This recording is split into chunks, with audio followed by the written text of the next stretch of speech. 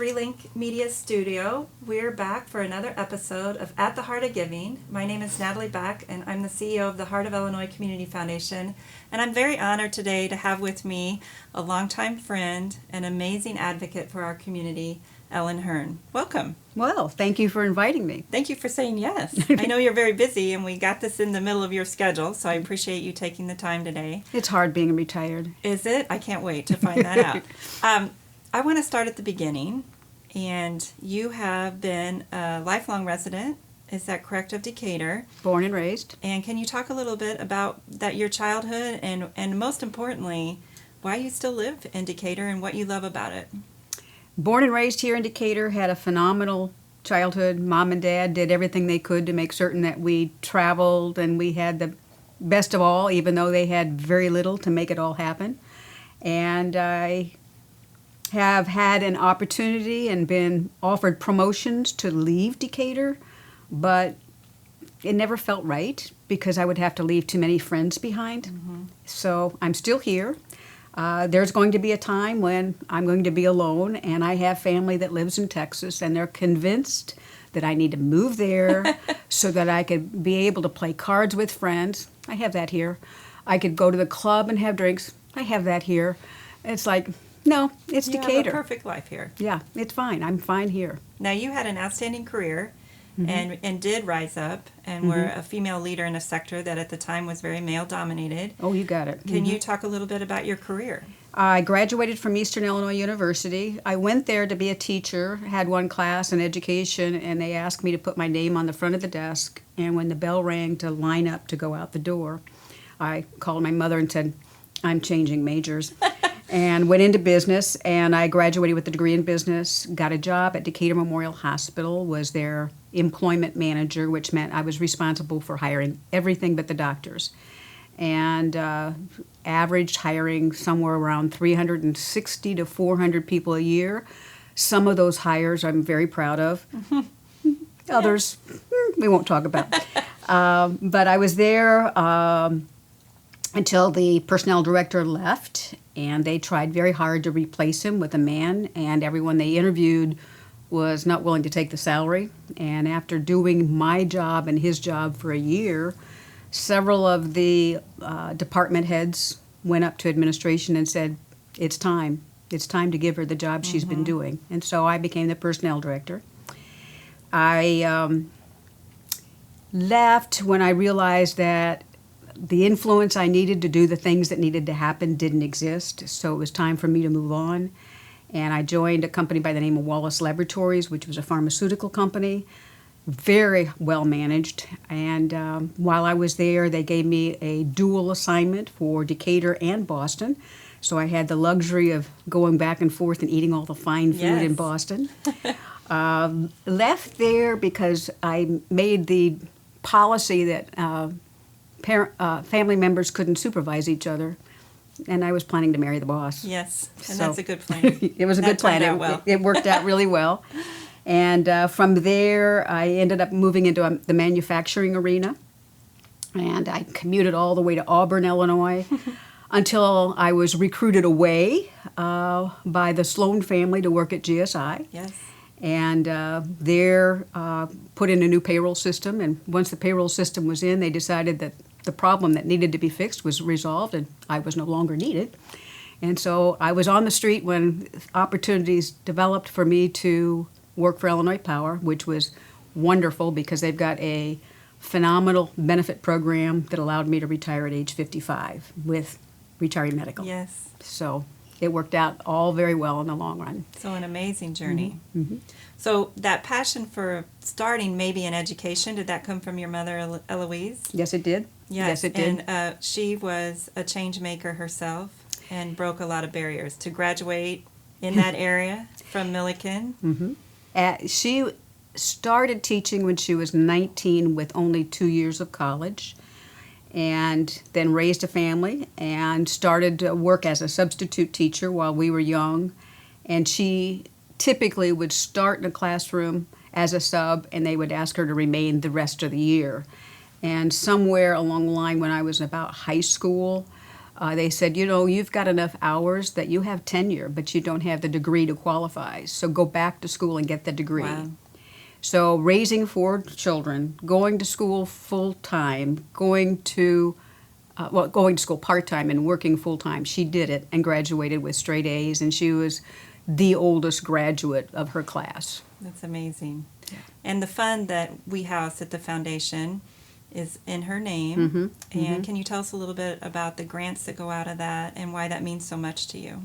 Well, when she passed, we had some extra dollars. We put that into the foundation over 20 years ago, and we now have more money in that foundation than what we started with.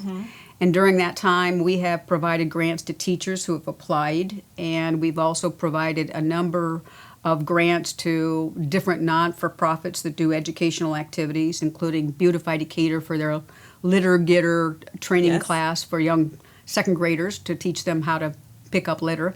And then most recently, we were able to provide $500 to the Eisenhower students who were going to Hawaii. Yes, which is an amazing trip. Yeah, I mean, I would like to go to Hawaii right now. Yeah. I don't even have to. Maybe I can even chaperone that trip for the high school. Yeah. Which would be fun. So how did you, we talked a little there about Beautify Decatur. And when you drive around Decatur, there is a little bit of Ellen almost on every street.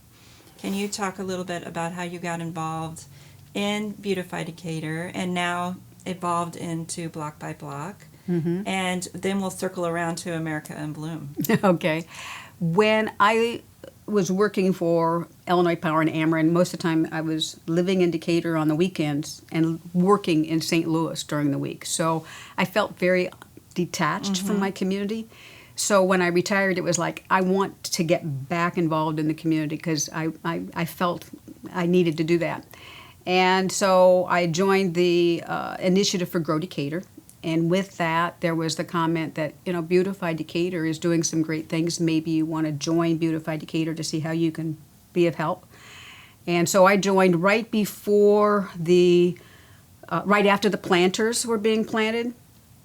And with that, I have chaired the American in Bloom initiative, cleaned up major corridors along Millikan University, been involved in litter pickups, part of punching in the little plastic things on the fence on 22nd Street. Was able to come up with the funding for the trees along 22nd Street that were cut down and then also later planted. So we've done a lot. There's still more that can be done, but fortunately we have 2 ladies that are little Energizer bunnies that keep making things happen. So with America in Bloom, that was an epic undertaking for you, and the community really benefited from it. But how proud were you when the judges came to see your final efforts and how the community had responded? Well, first of all, when we signed up, there were a lot of people that said, you know, Decatur can't compete in a national contest. And I was so proud of what not the garden club, but the master gardeners do around the library. And I'm like, you know, that needs to be showcased. And when we started the process, it was encouraging to see community members get engaged. The new mural of the Lincoln was done as a result of, they know the judges are coming. I called a few people who I knew along major corridors where we were going to bring the judges and said, your front looks okay, but it could look a whole lot better. And now the daylilies in front of Bree Law are really looking sharp. What used to be the Herald Review, but now is Viewing, they completely remodeled or re-landscaped the front of their building. So a lot of the community recognized the importance of looking good and stepped up and delivered. And the first year we competed, we won both awards for the video, which was $3,000, which paid for the litter critter that's now in the in front of not Nelson Park, it's called... by the water park. And the miniature golf and, Splash Cove. And then we competed again during COVID. And that one, there are 6 national awards. And most communities that win the national awards are wealthy communities, tourist communities. If you look at our average cost of living in Decatur We were probably one of the poorest communities participating, but we won the national award for vibrant community. So Which I is was amazing. I was really proud of had that. Yeah. Yeah. And still one of your proudest moments, I'm sure. It is. I'm proud that you I were want able to find that accomplish trophy. Yeah. It's at the city of Decatur. Anybody want to make that possible? Well, yeah, we need to find that for you. Yeah. Well, maybe we can find that and add a Yeah, video I want of to. it. A I photo. had it was at the Decatur Area Visitors and Conference Center, and I said, you know, it really needs to be at the city of Decatur, Yes. and it went there, and We'll find it. All right. We need to That's find a new it. mission. Yeah. Yes. So moving then from that was such a high for you. And then what did you decide to do? I liked being in charge. Me too. I love it. And sometimes I felt that there was more that needed to be done, and Tom Brinkharter was wanting to do something to revitalize neighborhoods, and Trevor May, God love him, decided that he would put together a not-for-profit, so he did all of the groundwork and then said, here, I'm leaving town. Yes. And so I took over block by block, and we did that for about 5 years, and in that time frame, we re-landscaped over 60 homes in the Johns Hill neighborhood. And then I had a call one time from Tabernacle Baptist Church, and they said, we have 200 volunteers. What can you do? And I'm like, I don't know, but I'll give you a call Yes. back. So I called Northeast, and they said, we've got this list of wheelchair ramps that need to be done, and there's 13. So I went back to Tabernacle, and I said, you know, would you be willing to do 7 wheelchair ramps? No, we'll do 13. Yes. And so one weekend, all of their people got out. They didn't get it all completed in the weekend, but they got it done. Yes. And they've now done it 3 years in a row. And to see someone who's been trapped in their home because they had the inability, because of being in a wheelchair, they could not get out of their home unless an emergency vehicle came and took them. Wow. And then the look on their face Yes. when they could actually roll right out. I mean, Yeah. Yeah. It makes you emotional. yeah, it does. And that it comes of people just showing up to help each other, which is, I think, the most powerful thing about giving. It isn't always a big financial gift, but that they took time with their hands to build the ramps and They get did. these individuals back out. Yeah.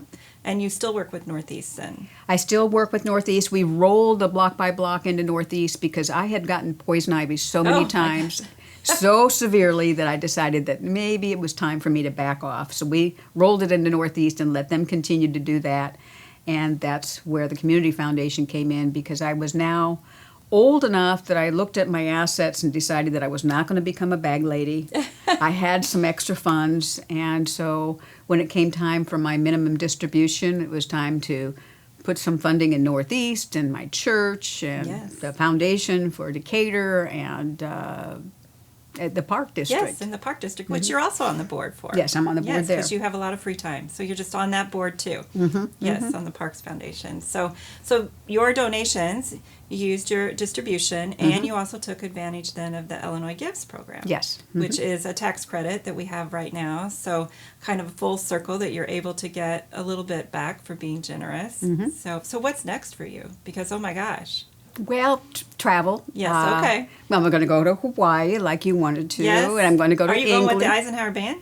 No, No, okay. no. I'm going to go this September with family members, and then next fall I'll be going to Amsterdam and then to around the British Isles, and from there to Paris. So Yes. travel, The City of Love. travel and bridge. Yes. Yeah, which I don't want to play you in bridge. 'Cause, yes, I know that's your passion. Or golf. You Yeah. also love Well, your you could golf. play me in golf Yes, I in a can play you with heartbeat. golf now. Okay. I'm bad.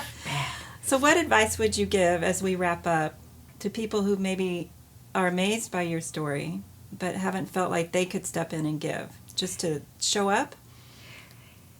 Everybody has a talent. Initially, my giving was my time because I didn't feel like I could financially provide the resources. And there's always organizations looking for people who are willing to give their time. And all organizations need people who have financial abilities and the ability to deal with a spreadsheet. Individuals that could just sit at a booth and answer questions. Decatur is a great place to live, and part of the reason it is because people are willing to be involved. So find your passion and live it. Beautiful. Thank you.